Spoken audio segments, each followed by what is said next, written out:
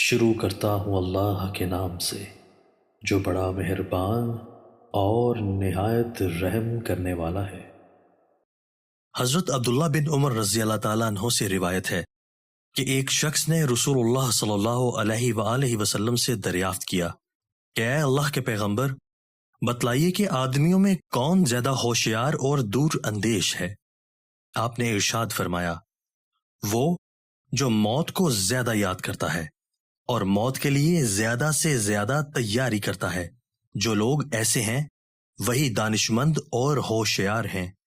انہوں نے دنیا کی عزت بھی حاصل کی اور آخرت کا اعزاز و اکرام بھی۔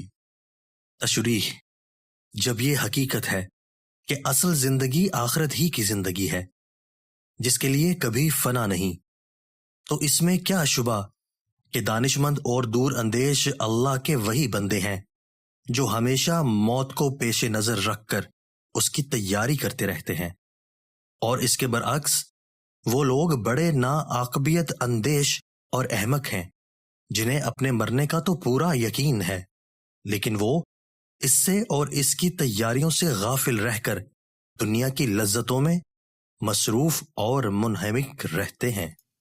دوستو، اللہ تعالی ہمیں ان احادیث مبارکہ پر عمل کرنے اور اپنی زندگیوں کو سنوارنے کی توفیق عطا فرمائے۔